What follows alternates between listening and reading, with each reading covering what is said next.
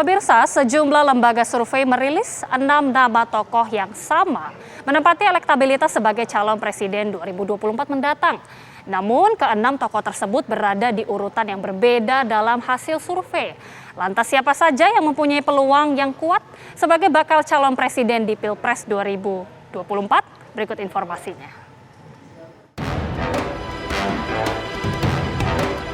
Geliat pemilihan presiden 2024 semakin terasa meski pandemi masih belum juga berakhir. Sejumlah lembaga survei telah merilis hasil jajak pendapat terhadap berbagai tokoh. Mereka menguji elektabilitas nama yang mempunyai kans untuk menjadi bakal capres 2024. Ada 6 tokoh yang sama masuk dalam radar lembaga survei. Namun hasil surveinya menempatkan urutan yang berbeda-beda. Hasil survei Carta Politika menempatkan nama Gubernur Jawa Tengah Ganjar Pranowo dengan elektabilitas teratas sebesar 16,2%. Kemudian ada nama Ketua Umum Partai Gerindra Prabowo Subianto dengan urutan kedua sebesar 14,8%. Dan Gubernur DKI Jakarta Anies Baswedan 14,6% di urutan ketiga.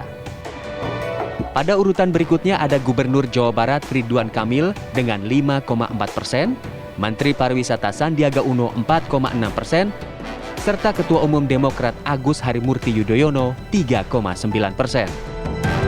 Temuan sama juga didapatkan lembaga survei Polmatrix Indonesia. Elektabilitas Ganjar paling unggul mencapai 20,1%. Prabowo di posisi kedua dengan 16,8%, namun di tempat ketiga Polmatrix menempatkan Ridwan Kamil dengan 10,6% yang disusul Anies Baswedan 9,4%. Sementara itu hasil berbeda dirilis Lembaga Survei Indonesia Political Opinion atau IPO. Anies Baswedan menempatkan posisi teratas dengan 18,7%, disusul Ganjar Pranowo di posisi kedua dengan 16,5%, serta Sandiaga Uno di posisi ketiga dengan 13,5%. Agus Harimurti Yudhoyono berada di posisi keempat dengan 9,9%. Nama Prabowo Subianto terlempar di urutan kelima dengan presentase sebanyak 7,8%, disusul Ridwan Kamil 6,2%.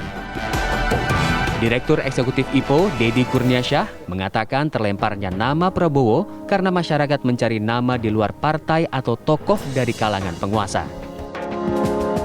Mereka yang berada di kelompok pemerintahan ketika masyarakat merasa kecewa dengan kinerja pemerintah, maka mau tidak mau simpati itu akan bergeser kepada kelompok-kelompok oposisi. Ini bisa kita lihat misalnya bagaimana Prabowo Subianto yang paling populer secara ketokohan, tetapi dari sisi elektabilitas menurun. Sementara AHY yang di luar pemerintahan justru meningkat. Survei Carta Politika berjudul Evaluasi Kebijakan dan Peta Politik Masa Pandemi dilakukan pada periode 12 hingga 20 Juli 2021 dengan melibatkan 1.200 responden. Survei Polmatrix Indonesia dilakukan pada 25 Juli hingga 5 Agustus 2021 kepada 2.000 responden mewakili 34 provinsi. Sementara itu, IPO melakukan survei mulai 2 hingga 10 Agustus dengan sampel 1.200 responden. Tim TV One mengabarkan.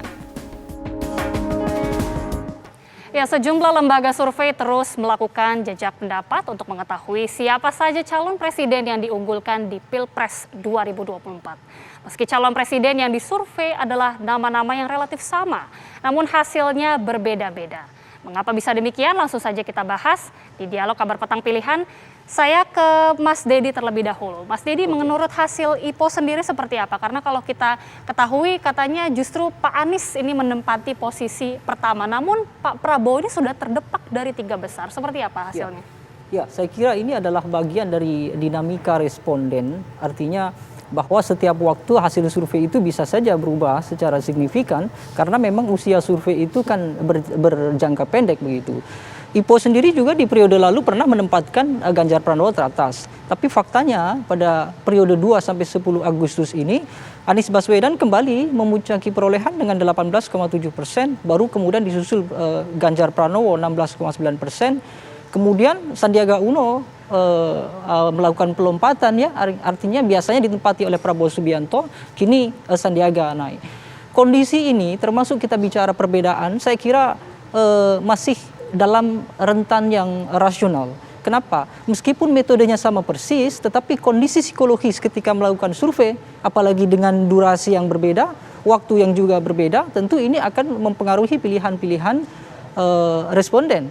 Apalagi IPO kan baru saja selesai, artinya sekarang mungkin kami merasa yang paling terbaru dibandingkan dengan lembaga lain yang mungkin secara durasi yang saya katakan tadi, bahwa durasi survei itu memang berusia pendek. Dia tidak bisa dijadikan rujukan jangka panjang, bahkan mungkin tidak bisa dalam konteks 1 atau 2 bulan. Kondisi di responden tentu akan berubah. Kalau kita lihat kan Sandiaga Uno ini menyalip begitu ya, masuk di posisi 3 dan menyalip nama Prabowo Subianto. Ini alasannya seperti apa? Iya, saya membacanya bukan persoalan Sandiaga yang meningkat atau mungkin Anies Baswedan yang juga meningkat, tapi saya kira yang terjadi adalah penurunan dari tokoh lain, yaitu Prabowo Subianto dan juga Ridwan Kamil juga dalam posisi turun dalam catatan IPO. Sehingga ketika mereka mengalami penurunan itu mau tidak mau secara persentase tidak banyak berubah, tapi secara urutan tentu akan berubah. Ini kalau misalnya dalam catatan IPO sendiri di periode April, persentase semua nama tokoh yang kami ajukan sejak skema 20 tokoh sampai 25 tokoh, belum ada satupun yang bisa melewati angka elektabilitas 20%. Oke, baik. Artinya kondisi ini saya kira stabil dari sisi persentase. Oke. Tetapi dari sisi urutan posisi sangat mungkin sekali terjadi fluktuasi. Sangat mungkin terjadi fluktuasi. Betul. Kita dari IPO kita beralih ke Carta Politika. Mas Toto, pertanyaan yang sama. Prabowo Subianto mengapa namanya ini bisa keluar dari 3 besar? Di survei, saya harus ralat ya Mbak, mohon maaf. Di survei Carta Politika, Pak Prabowo tidak keluar dari 3 besar. Oh baik, seperti Jadi apa? masih ada di peringkat 2 kalau di banyak nama, dengan selisih sangat tipis dengan Mas Anies Baswedan. Dan ketika kita coba simulasikan di 10 nama dan kemudian di 5 nama, Pak Prabowo ada di peringkat ketiga. Walaupun secara statistik saya tidak bisa mengatakan itu peringkat ketiga, karena selisih antara Mas Anies Baswedan dengan Pak Prabowo itu masih dalam selisih di bawah angka margin of error. Ini yang saya pikir harus dimengerti ya. Bagaimana tafsir mengenai pemeringkatannya harus dilihat secara berhati-hati. Betul, teman-teman media kan ketika punya keterbatasan memberikan judul akan memberikan pemeringkatan. Tetapi tidak serta-merta pemeringkatan yang ada di dalam slide-slide presentasi lembaga survei itu bisa ditafsirkan absolut menjadi pemeringkatan atau naik turun saling menyalip. Contoh, di Carta Politika ketika kita bicara simulasi banyak nama, selisih antara Pak Ganjar dengan Pak Prabowo di nomor 1 dan 2 itu 16,2% dengan 14,8%. Artinya selisihnya di bawah 2,83% sebagai toleransi kesalahan dari 1.200 responden yang kita sajikan. Artinya saya nggak bisa memastikan dalam survei itu Ganjar Pranowo itu ada di atas Pak Prabowo atau Pak Prabowo di atas Anies Baswedan. Baik. Mohon maaf Mas Dedi ya, saya pun bahkan menerjemahkan sepengetahuan saya, mohon diralat Kang Dedi, dari hasil survei IPO, Ganjar dengan Anies Baswedan itu masih dalam rentang margin of error. Kalau dikatakan rentang margin of error 2,5%, sementara selisihnya di bawah 2,5%, itu tidak bisa diartikan sebagai pemeringkatan. Itu penafsiran sepengetahuan saya secara statistik. Nah, tetapi memang ada beberapa hal yang menarik untuk dibahas bersama. Kalau ingin dilihat ada sesuatu yang berbeda antara misalnya IPO dengan Carta Politika atau Indomatrix, memang ada beberapa nama bukan tentang Anies Baswedan dengan Ganjar Pranowo. Kalau antara survei saya dengan Kang Dedi, tetapi misalnya Pak Prabowo itu memang kita berbeda jauh sekali. Di angka saya Pak Prabowo masih di 3 besar, sementara kalau tidak salah ada keluar 5 besar atau masuk di peringkat 5 ya Kang Dedi ya di survei IPO ya. Lalu kemudian juga nama Sandiaga Uno yang kemudian masuk di 3 besar di survei saya ada di peringkat 4. Tapi dengan rentang angka mungkin agak jauh kalau dibandingkan dengan angka yang ada di IPO. Kalau nama Sandiaga Uno kenapa bisa di posisi 4? Nah saya juga begini ya Mbak, survei itu tidak bisa kita terjemahkan kenapa. Saya agak kaget kalau ada beberapa teman-teman langsung berani menerjemahkan angka ini dengan kenapanya.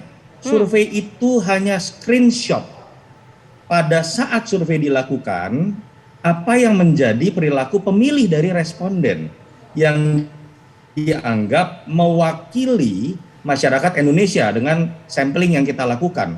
Menjawab kenapa itu hanya spekulasi dan hipotesa. Kita butuh penelitian lebih lanjut secara kualitatif. Kita butuh penelitian lebih lanjut kalau secara kuantitatif hanya kepada isu tersebut. Misal, kita bisa tanyakan kepada pemilih Gerindra khusus, yang memilih Prabowo kenapa? Yang memilih Sandiaga Uno kenapa? Yang memilih Anies Baswedan kenapa? Kita sertakan dengan berbagai alasan dengan isu aktual yang ada. Tapi kalau tidak ada pertanyaan tersebut, sebetulnya tidak bisa kita menafsirkan itu menjadi sebuah alasan kenapa ada yang naik turun dan kenapa ada yang saling menyalip gitu. Saya harus mencoba menjelaskan secara metodologi seperti itu. Oke, kita ke Kang Ubed sekarang. Kang Ubed, menarik ini, kalau dari IPO dan Carta Politika semuanya masih memiliki hasil yang berbeda-beda, meskipun namanya memang relatif sama. Kenapa ini bisa hasilnya berbeda? Ada yang posisi awal, posisi kedua, dan juga seterusnya. Mungkin bisa dijawab, tapi usai jeda, sesaat lagi pemirsa, kami segera kembali.